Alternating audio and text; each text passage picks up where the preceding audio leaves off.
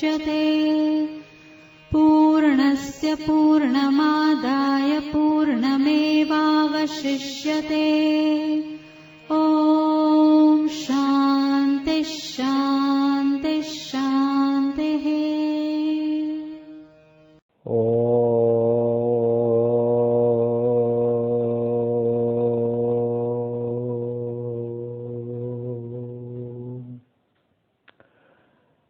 सहना भवतु सहनौ भुनक्तु सह वीर्यं करवावहै तेजस्विनावधीतमस्तु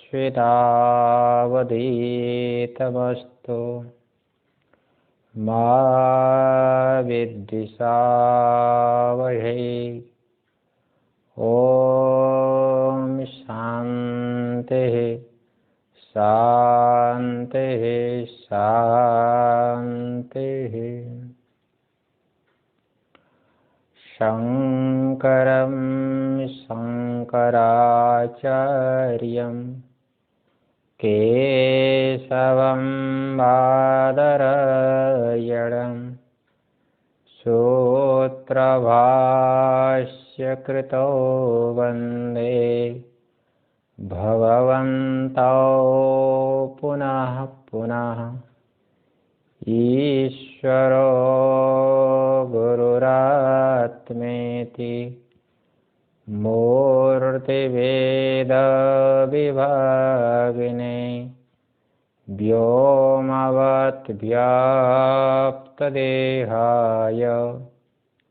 दक्षिणामूर्तये नमः। ॐ शान्तिः शान्तिः शान्तिः। सदाशिवसमारम्भां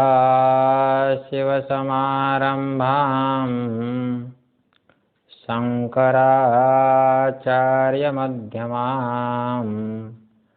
अस्मदाचार्यपर्यन्तां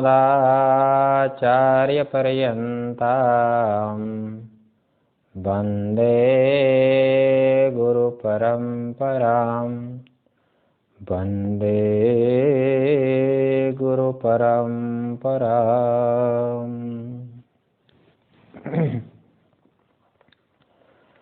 सच्चिदानंद स्वरूप परमात्मा की असीम कृपा से, गुरुजनों की अहेतु की कृपा से हम आप लोग कठोपनिषद के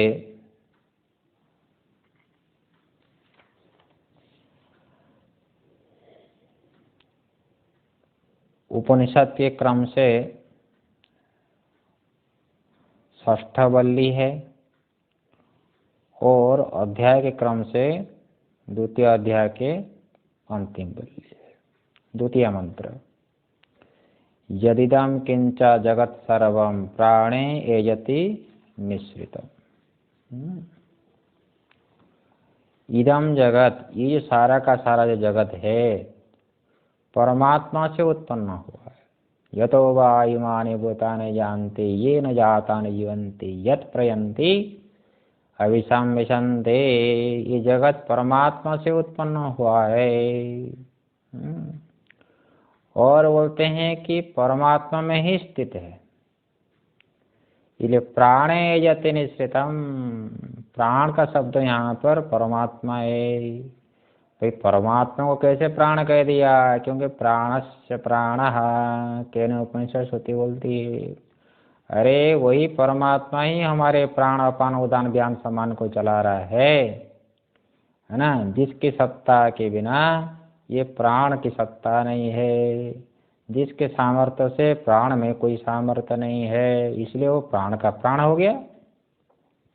इसलिए उत्पत्ति काल में भी परमात्मा से जगत उत्पन्न है, स्थिति काल में भी परमात्मा में ही ये जगत स्थित है। इसलिए प्राण का अर्थ यहाँ पर सामान्य प्राण नहीं है ये, हाँ, अर्थात प्राण का प्राण। जिससे हमारा प्राण अपान चल रहा है वही प्राणों का प्राण है। ये सारा का सारा जगत जो है निरंतर परिवर्तनशील है। और उस परमात्मा के भय से सारा जगत भयभीत है। सारा जगत भयभीत है।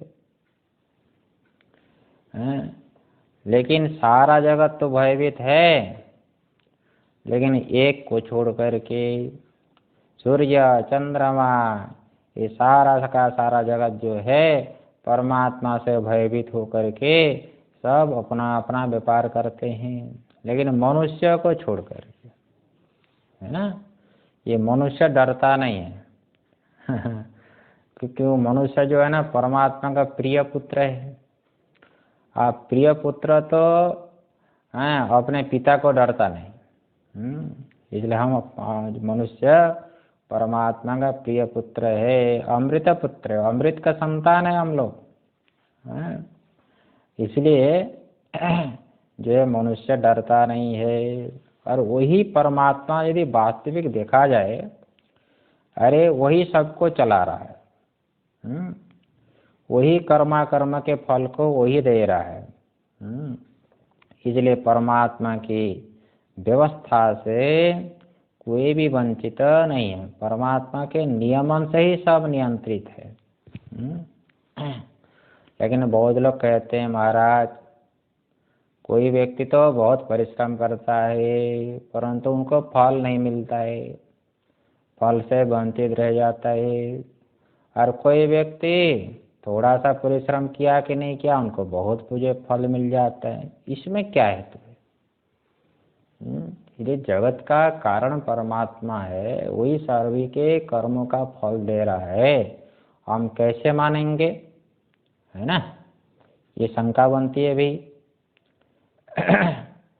इसका ये समाधान है, विचार करना चाहिए। अरे भाई मान लीजिए कोई पात्र आप रखे हो, कोई पात्र आप रखे हो, जैसे भोजन परसते ना, भोजन परसने के लिए पात्र में भरना पड़ता है। लड्डू भरना पड़ता है। एक बाल्टी में लड्डू भर दिया, एक बाल्टी में चावल भर दिया, एक बाल्टी में दाल भर दिया। पात्र में यदि वस्तु है, खीर यदि पात्र में है, बाल्टी में भरे हो, तो करछी डालने पर करछी से क्या निकलेगी? खीर निकलेगी। लेकिन पात्र में यदि खीर ही नहीं है तो कितना भी कच्ची करछी घुमाते रहो और बोलते रहो कि खीर राम खीर राम खीर राम, तो क्या वो करछी से खीर निकलेगी? पात्र में वस्तु यदि ना हो तो कैसे निकलेगी? इसी प्रकार से वर्तमान शरीर में जो भोग के लिए लोगों का जो प्रयास है कि नहीं, भोग के लिए जो हम प्रयास कर रहे हैं ये तो ये करछी डालने के समान है। और उसमें जो हमको प्राप्त हो रहा है, भोग प्राप्त हो रहा है, कभी अनुकूल हो रहा है, कभी प्रतिकूल हो रहा है, ये सब प्रारब्ध के रूप में होता है। जैसे मान लीजिए कोई व्यापार करता है, बिजनेस करता है, और थोड़ा सा ये बिजनेस किया, उनको छप्पर फाड़ कर जो है वो धन मिल जाता है।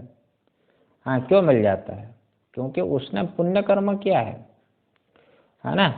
पुण्य रूपी उसने जो है वो खीर को डाला है, समझ में कि नहीं? चित्त रूपी बाल्टी में पुण्य रूपी खीर को डाल रहा है, इसलिए भोग के समय क्या होगा? सुख ही सुख मिलेगा, है ना। लेकिन कोई व्यक्ति यदि पुण्य रूपी खीर को बाल्टी में नहीं डाला है, कितना भी प्रयास कर ले, अभी जो प्रयास कर रहा है इसका फल भले ही मिलेगा, लेकिन पहले जो पुण्य नहीं किया है तो उसका फल सुख कैसे मिलेगा? ये कभी कभी देखा जाता है, कितना भी प्रयास कर ले, यदि पुण्य नहीं है, पाप यदि फल दे रहा है, जहाँ जब व्यवहार करेगा उससे उल्टा हो जाएगा। लक्ष्मी को और कितना दौड़ेगा वो लक्ष्मी उतना भाग जाएगा वो, है ना। ऐसा होता है। इसलिए यहाँ पर पाप पुण्य को तो मानना ही पड़ता है। इसलिए व्यक्ति का यदि पूर्व जन्म में पुण्य नहीं है, उसके पास धन कहाँ से आएगा बताओ? दरिद्रता ही आएगी। मान लो वह यदि मंदिर में जाएगा, पूजा करेगा, महाजनों की, गुरुजनों की सेवा करेगा, शास्त्रीय कर्म करेगा, है ना, उसके बदले क्या है, अगले जन्म में अथवा पुण्य जब फल देगा तो क्या वो सुखी सुख मिलेगा, है कि नहीं। ये व्यवहार देखा जाता है ना। इसलिए कर्म का बड़ा सिद्धांत है, बड़ा विलक्षण है। अरे बहुत लोग करते हैं महाराज, अरे चलो ठीक है, परमात्मा कर्म दे करते, ये फल देता है, और भगवान की इच्छा के बिना तो कोई भी कार्य नहीं हो सकता है संसार में, पत्ता भी नहीं हिल सकता है, ऐसा बोलते कि नहीं। यदि भगवान की इच्छा से सब कुछ हो रहा है, भगवान की इच्छा के बिना यदि कोई कार्य नहीं हो पा रहा है, तो जीव क्या करेगा बताओ। क्योंकि भगवान की इच्छा से सब हो ही रहा है, तो हमको कोई प्रयास करने की आवश्यकता नहीं है ना। तो बात तो बिल्कुल ठीक है, परमात्मा की इच्छा के बिना ये पत्ता भी नहीं हिल सकता है, चक्षु का पलक भी नहीं हो सकता है क्रिया, है ना।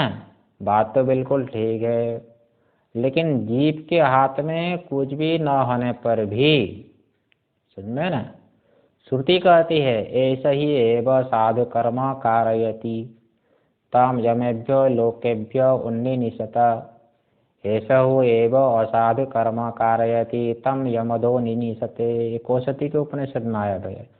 अरे वही परमात्मा ही आपको साधु कर्म कराता है, वही परमात्मा ही आपको असाधु कर्म कराता है, वही परमात्मा ही आपको स्वर्ग में ले जाता है, वही परमात्मा ही आपको नरक क्यों ले जाता है। बात तो ठीक है, परमात्मा की इच्छा के बिना अपने शरीर में कुछ भी कार्य नहीं हो सकता है, ये बात ठीक है। परंतु जीवों के कर्म में जो भेद दिखता है, समझ में ना, किसी जीव से कभी शुभ कर्म हो रहा है, किसी जीव से कभी अशुभ कर्म हो रहा है, ये जो जीव के कर्म में विविधता दिखती है, विचार करके देख लो। जैसे आपको जैसे मुंबई नगरी में इतना बड़ा आश्रम है ना, इतना बड़ा सुंदर स्थान है, सब लोग क्या सुनने के लिए आते हैं क्या। कितना सुंदर जो है, कोई निष्काम कर्म कर रहा है, बड़ी प्रसन्नता होती है भाई। कि कोई मान लीजिए कोई आश्रम आकर के निष्काम कर्म करता है, निष्काम कर्म में लगा है कि नहीं, तो बाकी लोग कहाँ आ पाते हैं, नहीं आ पाते ना। कोई निष्काम कर्मों में लगा है, कोई भक्ति में लगा है, आओ जो निष्काम भाव से करके केवल आत्मज्ञान के लिए, केवल मोक्ष के लिए वेदांत श्रवण करने आते हो, है कि नहीं। महापुरुष के मुखों से वेदांत श्रवण करके मोक्ष प्राप्त करते हो, आत्मज्ञान प्राप्त करते हो। ये जो सभी लोग तो नहीं कर पाते हैं, क्यों नहीं कर पाते हैं, है ना। कि इसमें जो विविधता दिखती है मनुष्य के कर्मों में, मनुष्य की प्रवृत्ति में, ये विविधता का हेतु क्या है। ये विविधता का हेतु परमात्मा नहीं है, ये विविधता का हेतु क्या है, वो जीव का ही कर्म है, जीव का ही विचार है, जीव की ही सोच है, ये तो मानना पड़ेगा।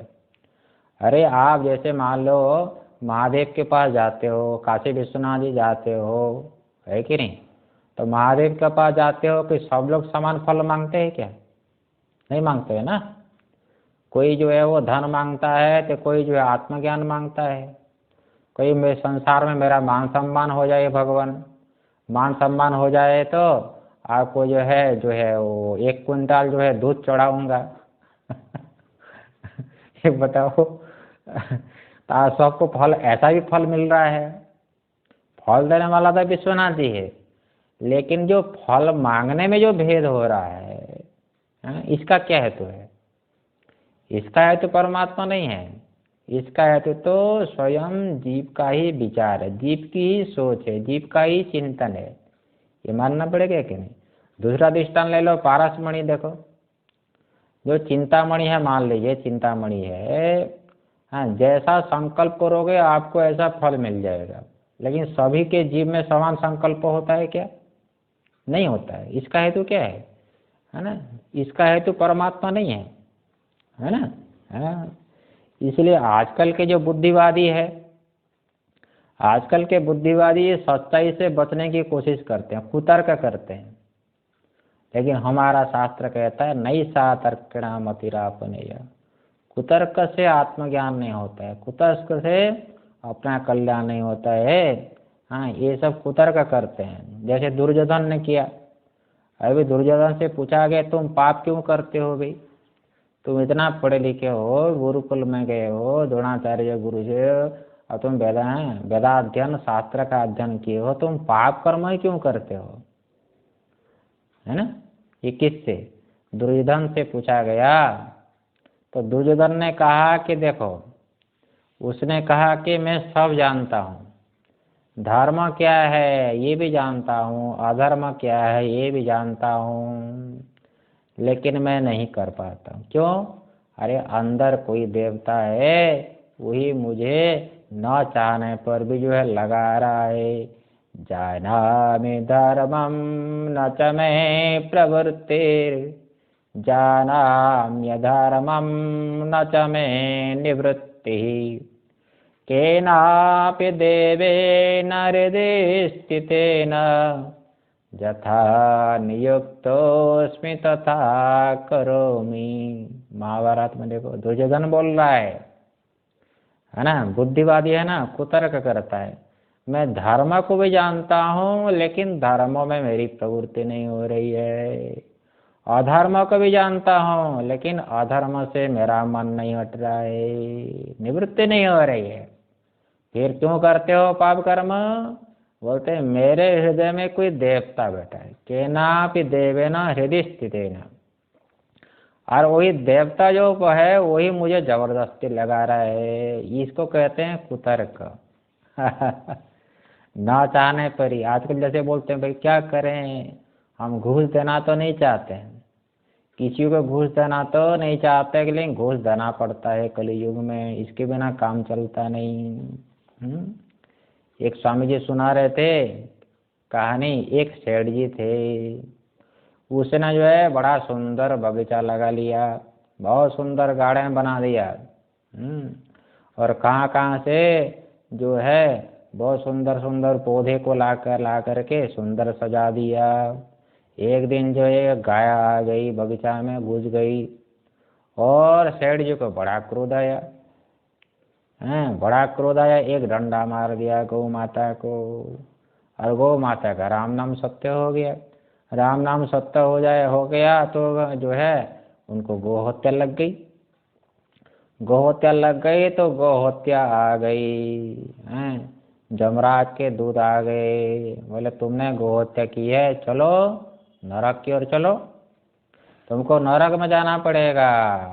वो सेठ जी जो है वो क्या बोले, मैं क्यों जाऊं, अरे बताओ, ये जो है डंडा मारा है ना, तो किसने मारा, हाथ ने मारा कि नहीं, अरे हाथ का अनुग्राहक देवता कौन है बताओ। अरे जिस देवता से अनुग्रहित ना हो तो ये हाथ में सामर्थ्य कहाँ से आएगा बताओ।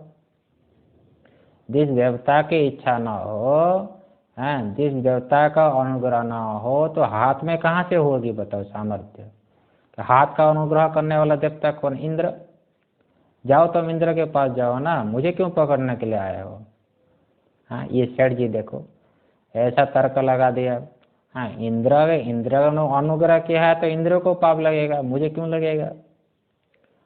फिर जो है जमराज के जो है वो दूत जो चले गए इंद्र के पास, बोले जो है तुमने गौ हत्या की है, तुमको नरक में जाना पड़ेगा, है कि नहीं। तो इंद्र ने कहा मैं क्यों जाऊं, क्यों सेठ जी तो ऐसा बोल रहा है कि तुम तो हस्त के अनुग्राहक देवता हो, इसलिए तुम्हारी इच्छा के बिना तो हस्त में कोई क्रिया ही नहीं हो सकती, इसलिए तुमने गौ हत्या तुमने की है। इंद्र समझ गया ये देखो चालाकी कर रहा है, चलो मेरे साथ सेठ के पास।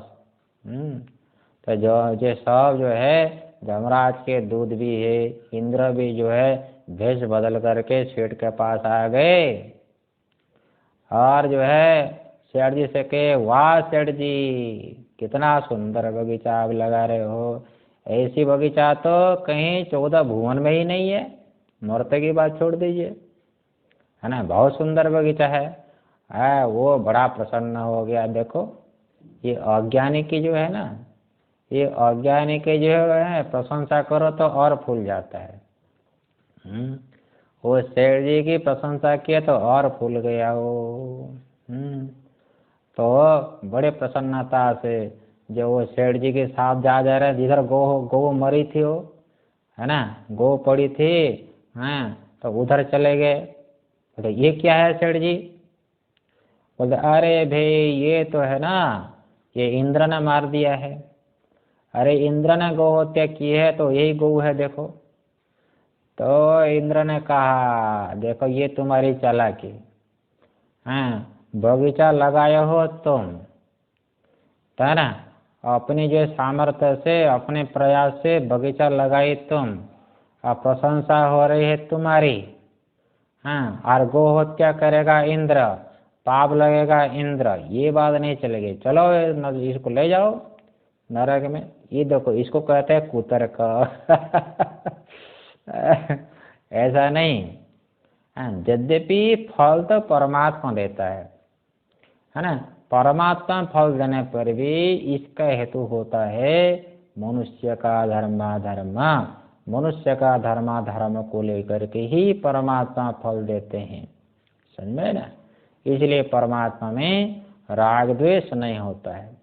इसलिए आपने जो कर्म किया है, चाहे पाप हो चाहे पुण्य हो, इसका फल तो अपने को मिलेगा ही मिलेगा, ये बात कह रहे हैं।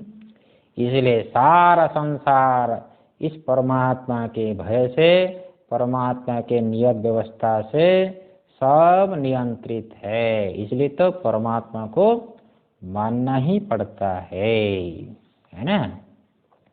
ये प्रसंग क्यों आया था मालूम है? ये प्रसंग आया था असत कार्यवाद। अरे असत से कार्य की उत्पत्ति हो जाएगी, परमात्मा को मानने की क्या आवश्यकता है? बोलते नहीं, असत वस्तु से यदि कार्य की उत्पत्ति मानोगे तो दूध से ही घी क्यों बनाते हो? अभाव से ही यदि भाव पदार्थ की उत्पत्ति हो जाए तो अभाव तो सर्वत्र रहेगा। बताओ, हाँ, जल में दुग्ध का अभाव है कि नहीं? हाँ, तो जल से भी घी निकल जाए, ये प्रसंग आएगा। हाँ, दुग्ध का अभाव वाला जल से ही घृत की उत्पत्ति हो जाए, ऐसा तो नहीं होता है कि नहीं? तो मृत्तिका का अभाव जल में है तो जल से ही घट की उत्पत्ति हो जाए, ऐसा तो नहीं होता है। हाँ, इसलिए कोई सत परमात्मा है, सदैव सम्य इदम अग्रे आसीत यतो वा इमानि भूतानि जानते ये न जाता न जीवन्ते यत् प्रयन्ति अभिसंविशन्ति। ये श्रुति बोलते है, जन्माद्यस्य यतः, है ना, श्रुति बोलती है। इसलिए कोई सत परमात्मा तो है ना, उसको यदि न हो तो संसार का नियमन नहीं हो सकता है। इसीलिए तात्पर्य क्या निकला? हाँ, उस सत परमात्मा तो जगत का कारण है ही, उसी का साक्षात्कार करना चाहिए, है ना। नारायण, इसलिए उस परमात्मा का यदि साक्षात्कार हो जाए, सारे हमारे वृत्तियों को चला रहा है, प्राणापान को चला रहा है, उस परमात्मा को जो लोग जानते हैं वो अमर हो जाते हैं। इसलिए वही परमात्मा तुम्हारा जिज्ञास्य है। अच्छा, आगे देखो भैया, आगे है तृतीय श्लोक, तृतीय मंत्र। ये कहते हैं, भयादस्याग्निस्तपति भयात् तपति सूर्यः भयात् इंद्रश्च वायुश्च मृत्युर्धावति पंचमः। ये देखो, मनुष्य की बात छोड़ दीजिए, बड़े बड़े देवता भी परमात्मा के भय से भयभीत है। भयात् अस्याग्निस्तपति, है ना, यस्य भयात्, जिस परमात्मा के भय से ये जो है आदित्य जो प्रकाश अग्नि, वो अपना व्यापार कर रहा है, सारे जगत को वही तपा रहा है। देखो, ये क्या मुक्ति न्याय है ना, ये क्या मुक्ति न्याय से होता रहे। अग्निस्तपति मतलब अपना प्रकाश रूपी कार्य कर रहा है, अग्निस्तपति अग्नि दहन रूपी कार्य कर रहा है ना। ऐसा नहीं है कि अग्नि में लकड़ी डाल जाए तो अग्नि बोलेगी नहीं मैंने बहुत दहन कर दिया अब दहन नहीं करूंगी, ऐसी बात नहीं है।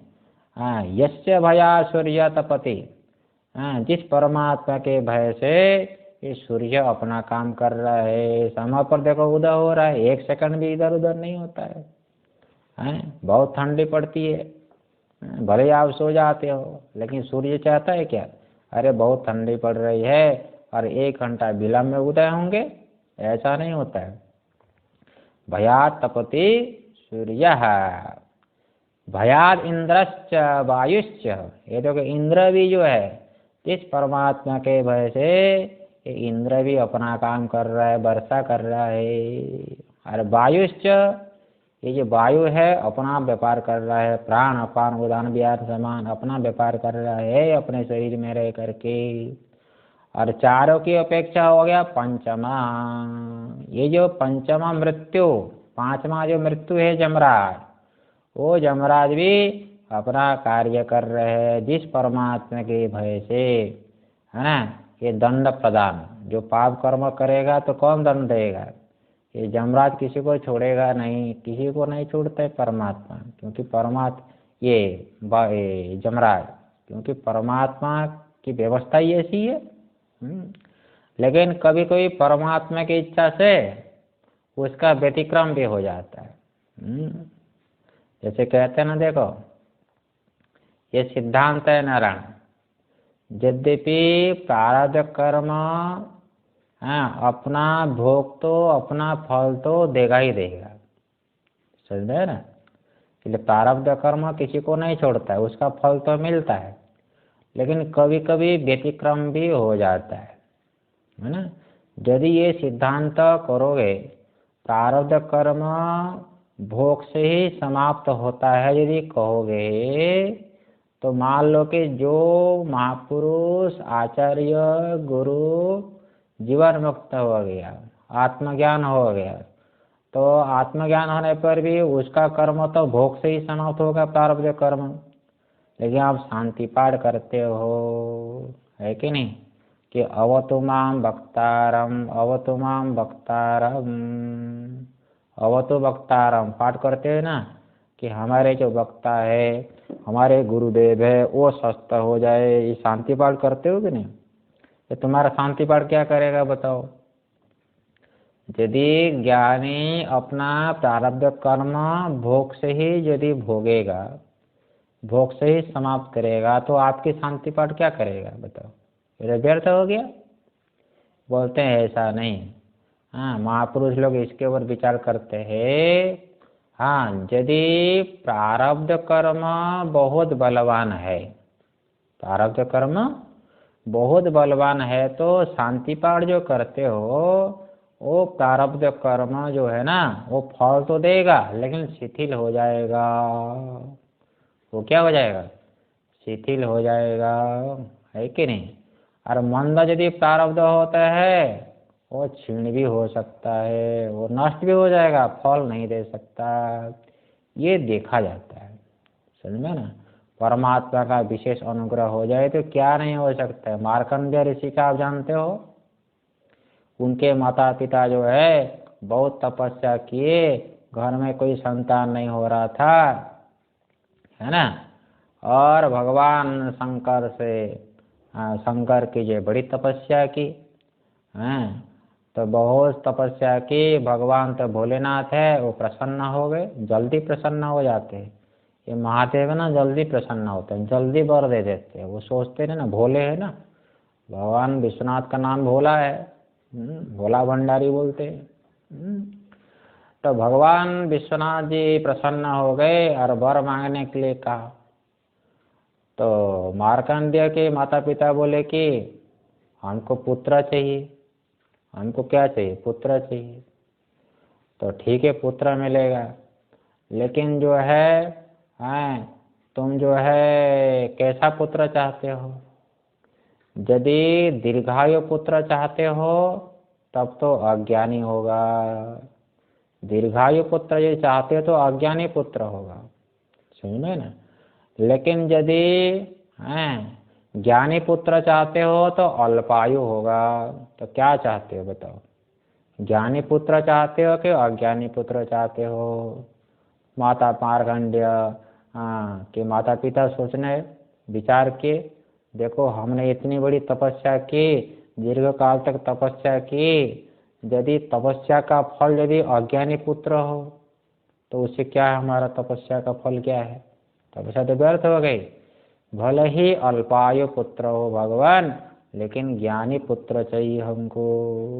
तो भगवान ने कहा तथास्तु, वही मार्कंडेय ऋषि हुए।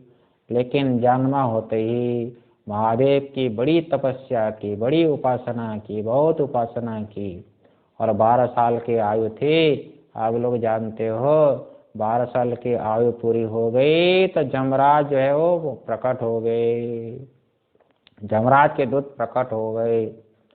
हाँ, 1 सेकंड भी अधिक नहीं जी सकता है। और जमराज के दूत प्रकट हो गए प्राण हरण करने के लिए। तो ये भयभीत हो गया, मार्कंडेय भयभीत हो गया और भगवान को जो है पकड़ लिया, महादेव को पकड़ लिया, महादेव के लिंग को पकड़ लिया कि भगवान मेरी रक्षा करो। हाँ, तो फिर जो बहुत प्रयास किए, ले नहीं पाए, फिर जमराज को आना पड़ा। जमराज भी जब उसके प्राण को हरण करने के लिए प्रयास किए तो महादेव प्रकट हो गए, सावधान जमराज। है कि नहीं? बोलते तुम इसके प्राण को नहीं ले सकते, इसके प्राण को तुम नहीं ले सकते। बोले भगवान आप ही ने मुझे जो है जमराज बनाया है, जमराज के पद पर प्रतिष्ठित किया है, और आपने जो नियम बनाया है, क्या नियम?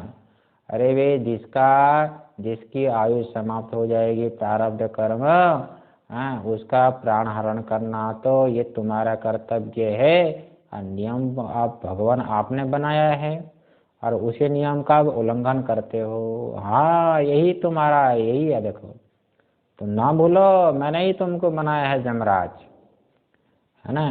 यद्यपि मैंने नियम बनाया है कि नियम का व्यतिक्रमण मैं कर सकता हूँ, तुम नहीं कर सकते हो। ये जीव जो है ना वो पराधीन है ना। परमात्मा के नियम का उल्लंघन जीव नहीं कर सकता है, परमात्मा तो कर सकता है, जीव नहीं कर सकता है। ये ध्यान है कि नहीं? इसलिए कहा कि भाई आपके नियम का उल्लंघन करते हो, जमराज ने कहा भगवान। तो भगवान विश्वनाथ ने कहा कि देखो ये जो बालक है मार्कंडेय, ये यदि रहेगा आगे जगत का कल्याण होगा। तुम इस बात को नहीं जान सकते हो, मैं इस बात को जानता हूँ। तो कहने का अभिप्राय क्या है?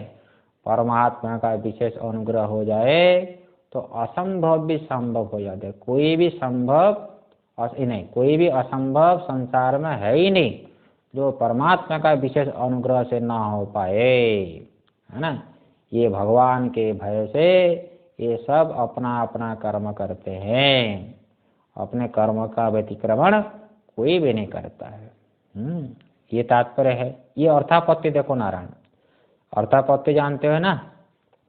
जैसे रात्रि भोजनम बिना दिवा भुंजानस्य पिनत्तम अनवपन्नम। अरे बहुत बड़ा कोई मोटा है व्यक्ति, देवदत्त है, बहुत मोटा है, दिन में नहीं खाता है। तो दिन में नहीं खाता है तो किसकी कल्पना करोगे?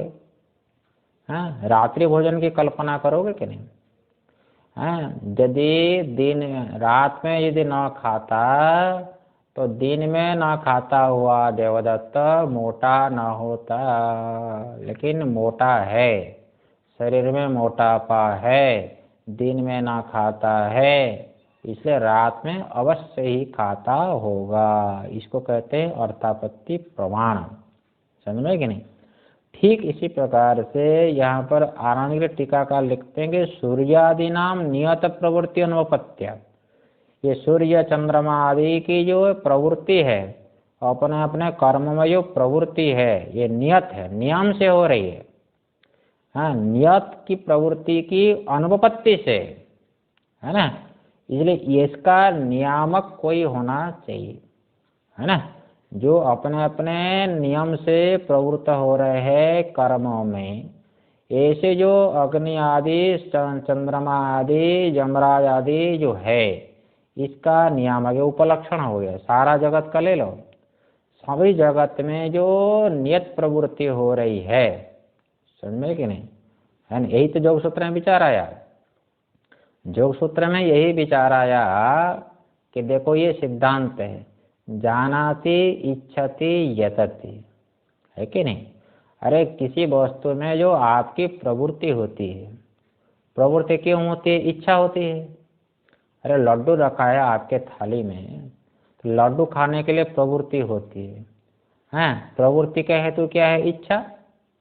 और इच्छा क्यों होती है? ज्ञान होने से। क्या ज्ञान? नैया लोग कहते हैं इष्ट साधनता प्रकारक ज्ञान। ये लड्डू मेरे लिए अभिष्ट साधन है। इदम मोदकम मत अभिष्ट साधनम। ये लड्डू मेरे लिए इष्ट का साधन है। लड्डू को खाने से मेरे भूख की निवृत्ति होगी। ये ज्ञान होता है कि नहीं? इसको क्या कहते हैं? इष्ट साधनता प्रकारक ज्ञान। ये ज्ञान होता है। ज्ञान से इच्छा होती है, इच्छा से प्रवृत्ति होती है कि नहीं। ठीक इसी प्रकार से योग सूत्र में, पातंजल योग दर्शन में ये विचार आया। क्या विचार आया? जैसे मान लीजिए स्तनंधय जो शिशु है, स्तनंधयी जो शिशु है, जो स्तन्यपान करता है कि नहीं। माँ जब अपने स्तन में बच्चे को लगाती है, मुंह लगाती है, उस बच्चे को कैसे ज्ञान हुआ? समझे कि नहीं? बच्चे को ज्ञान कैसे हुआ नारायण? कि ये जो है इदम स्तन्यपानम मत अभिष्ट साधनम, हो गए कि नहीं। ये जो ज्ञान हो रहा है, इसका मतलब पहले, है कि नहीं, उसका पूर्व जन्म हुआ था। पहले भी जो है ना, ये जो है दुग्धपान किया था, उसका संस्कार पड़ा है। तो कहना क्या अभिप्राय ये है, मान लो पहले दूध भी पिया है मनुष्य जन्म होकर के, है कि नहीं, और कभी बाघ बन करके कच्चा मांस भी खाया है कि नहीं, कच्चा मांस भी खाया है ना। तो अनेक प्रकार का संस्कार है, हो गया ना। कभी घास भी खाया है, कभी ऊँट बन करके जो है, कभी कांटा भी खाया है। तो अंतःकरण तो एक ही है नारायण, एक ही अंतःकरण है, और अंतःकरण के में तमाम प्रकार का संस्कार है। विचार सुन लो ठीक से। ऊँट बन करके कांटे खाने का भी संस्कार है, और बकरी बन करके घास खाने का भी संस्कार है, पत्ता खाने का भी संस्कार है, बाघ बन करके कच्चा मांस खाने का भी संस्कार है कि नहीं। हाँ, परंतु ये मनुष्य शरीर जो मिला, जो शिशु है मनुष्य शरीर, इसमें बाकी का संस्कार क्यों नहीं आता है? वो बाघ का संस्कार क्यों नहीं आता है? ऊँट का संस्कार क्यों नहीं आता है कि नहीं? बकरी का संस्कार क्यों नहीं आता है? मनुष्य का ही संस्कार क्यों आता है? मतलब ये हो गया नियम। देखो, जिस शरीर में जाता है ना, अपने कर्म को भोग के लिए जो अनुकूल संस्कार होता है, मनुष्य शरीर में जाता है तो मनुष्य का संस्कार, और आगे जब बाघ बन जाएगा तो बाघ का संस्कार प्रकट हो जाएगा। फिर अगले जन्म में मान लो कि ऊँट बन गया तो ऊँट का संस्कार आ जाएगा, बंदर हो जाएगा तो एक कूदने का संस्कार आ जाएगा, है कि नहीं। ये संस्कार कैसे आ रहा है? इसका नियामक कौन है कि नहीं? प्रकृति तो नहीं कर सकती है, प्रकृति तो जड़ है, और आपका कर्म भी फल नहीं दे सकता है, कर्म भी तो जड़ है। हाँ, कोई देवता भी नहीं जान सकता, कोई देवता तो सर्वज्ञ है ही नहीं, है ना। इसलिए सर्वज्ञ सर्वशक्तिमान कोई है, सारे जीवों के संस्कार को जानता है, कौन सा कर्म का फल कौन सा होगा, उस कर्म का भोग के लिए, फल का भोग के लिए कौन का संस्कार अभिव्यक्त होना चाहिए, ये सर्वज्ञ सर्वशक्तिमान कोई है। उसी को हम कहते हैं परमात्मा कहते हैं। इसलिए परमात्मा सर्वज्ञ कोई है जरूर, है ना। उसको माने बिना ये कर्म फल की जो प्राप्ति हो रही है, नियम से प्राप्ति हो रही है ना। और कर्म फल को भोगने के लिए जो नियम से प्रवृत्ति हो रही है ये नहीं हो सकती। लेकिन नियम से प्रवृत्ति हो रही है, कर्म के फल का भोग हो रहा है, नियम से प्रवृत्ति हो रही है, इसलिए इसका नियामक कोई सर्वज्ञ सर्वशक्तिमान तो है, ये अर्थापत्ति होता है ना। हाँ, ये अर्थापत्ति प्रमाण से सिद्ध हो जाएगा। ये यहाँ पर लिखा है आनंद गिरी महाराज ने कि सूर्यादि नाम नियत प्रवृत्ति अनुपत्या नियामकत्वेन संभावितम यत् परमेश्वरम रूपम, जो परमेश्वर का रूप है वो नियामक है कि नहीं। इसलिए आगे लिखते हैं चतुर्थ में, सूर्यादि की प्रवृत्ति नियम से हो रही है ना। इसलिए इसको नियमन करने वाला कोई परमात्मा अवश्य है। उस परमेश्वर के स्वरूप को देखो, ये इसको कहते हैं परोक्ष ज्ञान। इस जगत का नियामक परमात्मा कोई है जरूर। वो परमात्मा यदि न होता तो संसार में नियम से प्रवृत्ति नहीं होती है, लेकिन नियामक कोई है, इसको कहते हैं परोक्ष ज्ञान। परमात्मा को आप मानो, शास्त्र कह रहा है, महापुरुष लोग कह रहे हैं, है कि नहीं। इसलिए उस परमेश्वर के स्वरूप को जानने के लिए यह यत्न कर्तव्य है। इसलिए जीते जी मनुष्य शरीर में यत्न करना चाहिए। ये बात आगे कहते हैं चतुर्थ मंत्र में। देखो नारायण, ये श्रुति भगवती कहती है, बड़ा सुंदर कह रहे हैं। यह चेद असकद बोद्धम, यह चेत असकद बोद्धुम प्राक् शरीरस्य विश्रसः, प्राक् शरीरस्य विश्रसः ततः सर्गेषु लोकेषु, ततः सर्गेषु लोकेषु शरीरत्वाय कल्पते, शरीरत्वाय कल्पते। देखो कहते हैं भैया, बड़ा सुंदर कह रहे हैं कि यह मतलब मनुष्य शरीर, हाँ, ये जो जीवित जो मनुष्य शरीर मिला है, ये मनुष्य शरीर भोग के लिए नहीं मिला है। ये परमात्मा का साक्षात्कार करने के लिए, परमात्मा के स्वरूप को जानने के लिए ये मनुष्य शरीर मिला, भोग के लिए नहीं है। वो भोग तो पशु पक्षी भी करते हैं, है ना। सारे जीव तो भोग तो करते ही करते हैं। वो भोग के लिए मनुष्य शरीर नहीं है, फिर किसके लिए है? बोलते हैं यह मतलब मनुष्य शरीर, है ना। बोलते हैं श्रुति सावधान करके बोल रही है, शरीरस्य विश्रसः प्राक्, शरीर छूटने से पहले, समझ में ना, जीते जी जब शरीर में सामर्थ्य है तो उसी समय ही परमात्मा का साक्षात्कार के लिए ही प्रयत्न करना चाहिए। ऐसा नहीं कि जो है घर में आग लग गई, किसी घर में आग लग गई नारायण, आग लग गई और उसमें क्या किया, वो फावड़ा लेकर के, हथियार लेकर के मिट्टी खोद रहा है। लोगों ने पूछा क्या कर रहे हो? अरे भाई मिट्टी खोद रहा हूँ, कुआं खोद रहा हूँ, कुआं खोद रहा हूँ। क्यों कुआं खोद रहे हो? बोलते कुआं खोदेंगे तो पानी निकलेगा, पानी निकलेगा तो हम घर को आग लगी है, आग को बुझाएंगे, तब तो घर रहेगा क्या?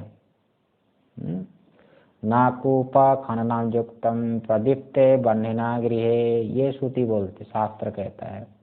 नाकूप खननाम युक्तम, कुआं खोदना ठीक नहीं है, घर में आग लग गई तो, हाँ, पहले से ही कुआं खोद करके रखो।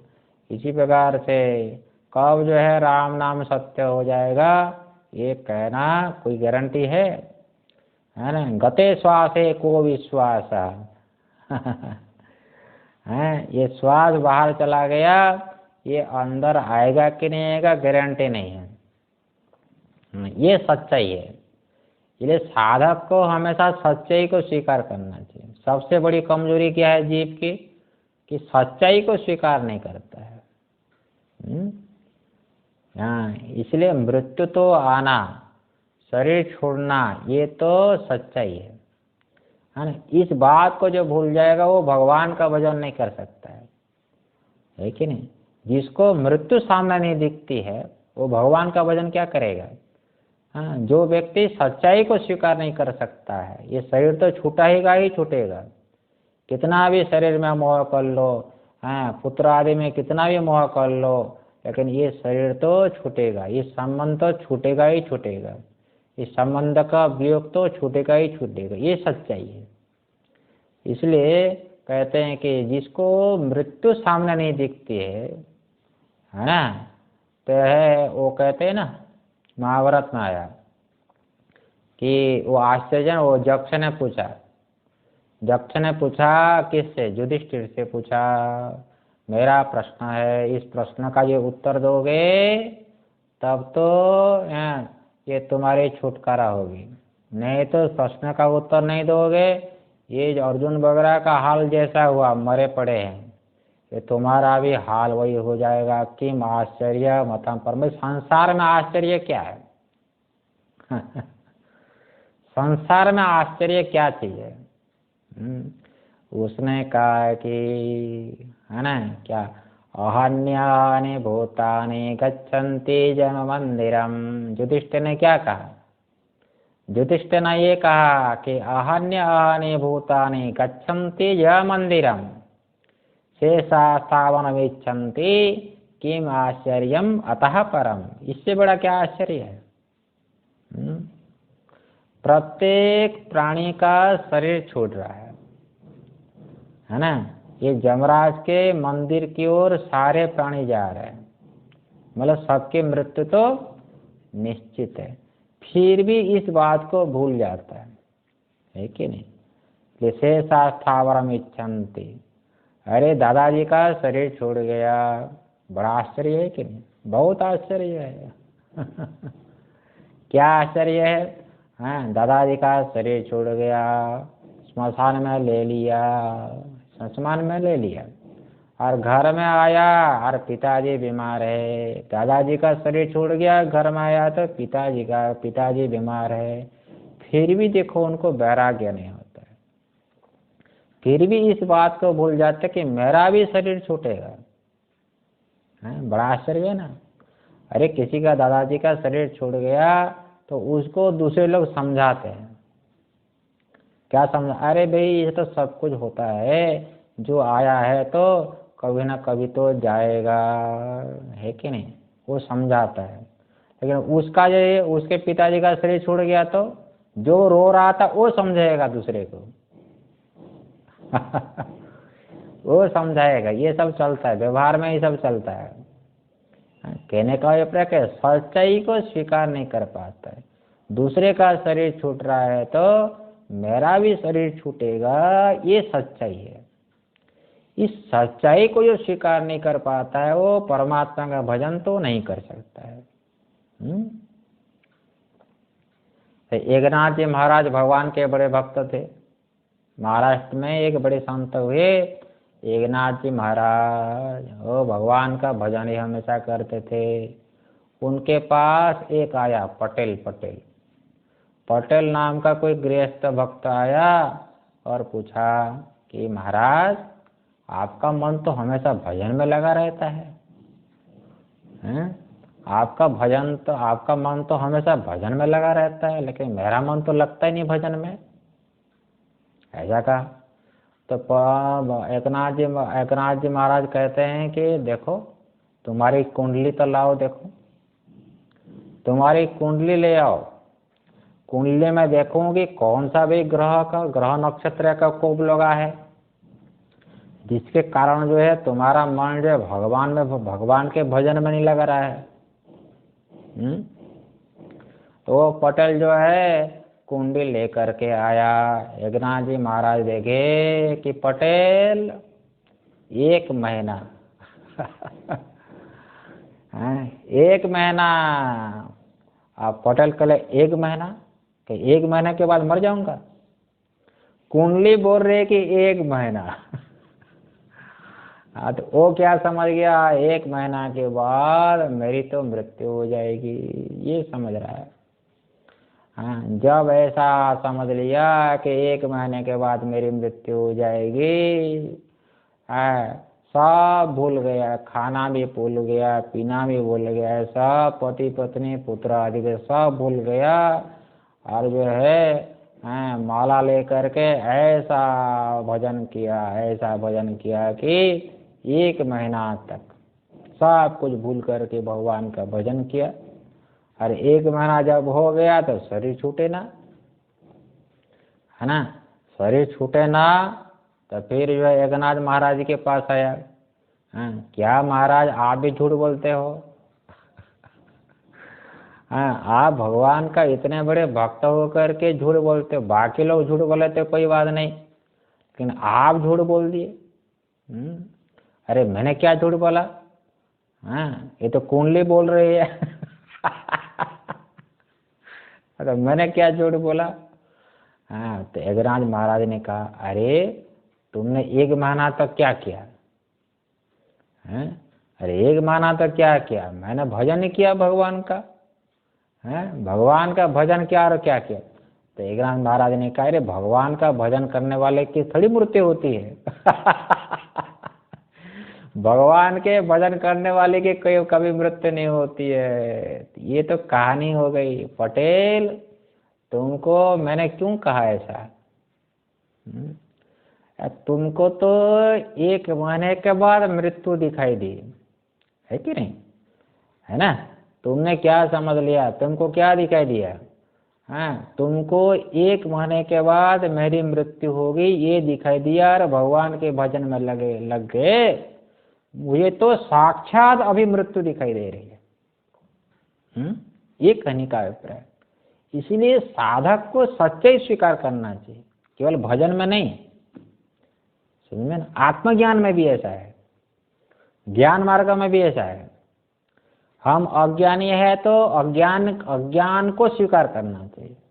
जैसे नारद जी महाराज से देख लो, है कि नहीं? नारद जी भगवान के भक्त थे, जब सनत कुमार के पास गए, है कि नहीं? सनत कुमार के पास गए तो सनत कुमार भगवान ने पूछा कि क्या तुम पढ़े हो? तो 100 गिना दिया कि नहीं? उस कहानी में जाने की आवश्यकता नहीं है।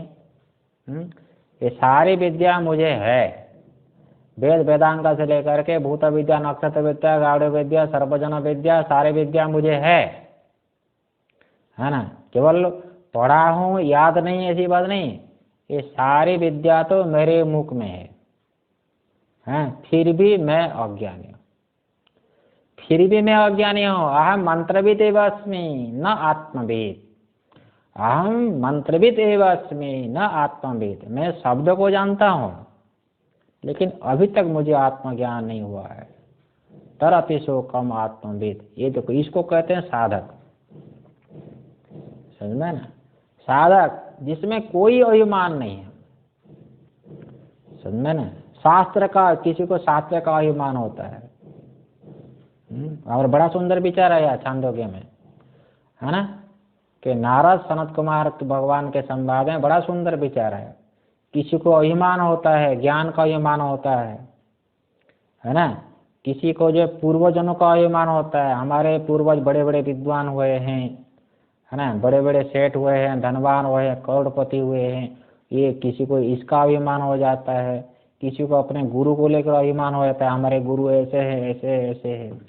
किसी को वर्ण आश्रम का अभिमान हो जाता है कि हम ब्राह्मण है, हम तो सन्यासी है।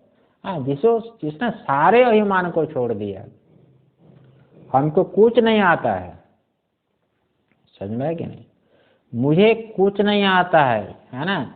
इस सच्चाई को स्वीकार करना पड़ता है, समझ में है कि नहीं? इसी को कहते हैं नमस्कार। अरे गुरु के पास जाकर के जो दंडवत प्रणाम करते हो, नमस्कार करते हो, ये नमस्कार क्यों है? क्या नमस्कार है? ये तो चोर भी कर सकता है। ऐसा दंडवत प्रणाम तो चोर भी कर सकता है, मौका दे करके माल उठा कर ले जाएगा। फिर नमस्कार क्या चाहिए? नमस्कार तो इसी का नाम होता है, विद्वान लोग कहते हैं। क्या कहते हैं कि स्वापकृष्टत्व परोत्कृष्टत्व प्रकार ज्ञानानुकूल व्यापार नमस्कार, है ना। गुरु के पास शिष्य जाकर के जो दंडवत प्रणाम करता है, नमस्कार करता है, त्यागो ही नमसो वाच्य है।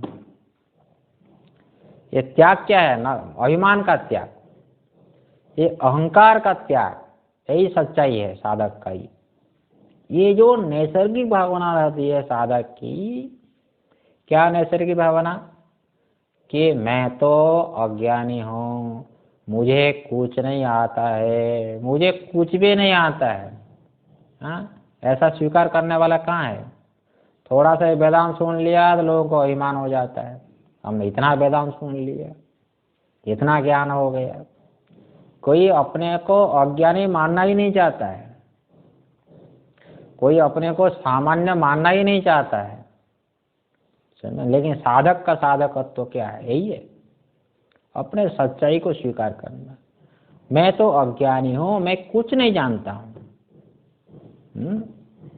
और आप तो ज्ञानी है, आप मेरा हितैषी है, आप मेरा कल्याण करने वाले हैं। ये जो साधक के चित्त में नैसर्गिक भावना होती है, जो स्वाभाविक भावना होती है, इस भावना को व्यक्त करने के लिए, प्रकट करने के लिए जो प्रणाम, जो क्रिया करते हो शरीर की, दंडावत करते, इसी का नाम होता नमस्कार। ये सूचक है साधक के चित्त में होने वाली नैसर्गिक भावना, यही सच्चाई है। मृत्यु तो सबकी आने वाली है, सबकी हो रहे तो मेरी भी होगी, है ना। इसलिए जीते जी शरीर में सामर्थ्य रहते परमात्मा का साक्षात्कार करना, अपने स्वरूप को पहचानना, यही मनुष्य जीवन का लक्ष्य है, और कोई मनुष्य जीवन का लक्ष्य नहीं है। ये जमराज जी के मुख से श्रुति बोल रही है, आचार्य के मुख से श्रुति हितैषी, हमारे हितैषी तो श्रुति है भगवती, वो बोल रही है, देखो यह चेत असकत बोद्धुम प्राक शरीरस्य विश्रसः, शरीर छोड़ने से पहले ही, है ना, यदि नहीं जान पाया, यदि नहीं जान पाया तो क्या होगा, नहीं जान पाया तो तथा सर्गेषु लोकेषु शरीरत्वाय कल्पते, अपने स्वरूप को यदि जीते जी नहीं जान पाया तो शरीर तो ग्रहण करेगा ही करेगा, है कि नहीं। इसलिए मनुष्य शरीर के परम लक्ष्य को, प्रयोजन को समझे, जो एक एक क्षण मूल्यवान है। आयुष क्षण में कोपी सर्वरत्न न लभ्यते, चाणक्य बोलते। वो तो ना सिकंदर सारे पृथ्वी को जय करने के लिए निकला, लगभग सारी पृथ्वी को जय कर लिया, आज शरीर डूबना हो गया। युवावस्था में शरीर छोड़ रहा है, और वो बोल रहा है वैद्य लोगों को कि मुझे बचाओ, मुझे बचाओ। सारे वैद्य लोग जब कह दिए अब तो हो गया काम तुम्हारा, तुम्हारी शरीर यात्रा खत्म हो रही है, एक क्षण भी नहीं। वो क्या बोल रहा है, सारी पृथ्वी को ले जाओ और एक क्षण को दे दो, कोई एक क्षण मुझे दे दो, वो जीवन दे दो। कौन देगा बताओ, एक क्षण भी अधिक आपको मिलने वाला नहीं, प्रारब्ध से अतिरिक्त एक क्षण भी आपको अधिक मिलने वाला तो नहीं है। इसलिए ये जो अमूल्य जो क्षण, एक एक क्षण जो अमूल्य है, इसका सदुपयोग करना चाहिए। इसलिए चित्त शुद्धि के लिए पहले आप निष्काम काम करो। एक दिन में चित्त शुद्ध नहीं होता है, एक दिन में आत्मज्ञान की योग्यता नहीं होती है, धीरे धीरे धीरे, है ना। जल बिंदु निपाते ना पूर्जते घटः, लोग कहते हैं, संशय करते भाई कब हमारा आत्म कल्याण होगा, आत्म कल्याण होगा कि नहीं होगा, आत्मज्ञान हमको होगा कि नहीं होगा। इतने दिन से हम वेदांत का अध्ययन कर रहे हैं, महापुरुष के मुख से श्रवण कर रहे हैं, होगा कि नहीं होगा। ऐसा संशय नहीं करना चाहिए। कभी ना कभी आत्मज्ञान की योग्यता हो जाएगी, आत्मज्ञान से हमारा जीवन सार्थक हो जाएगा, अवश्य होगा, ये विश्वास में रहना चाहिए। ओम पूर्णमदः पूर्णमिदं पूर्णात् पूर्णमुदच्यते पूर्णस्य पूर्णमादाय पूर्णमेवावशिष्यते। ओम शांति शांति शांति।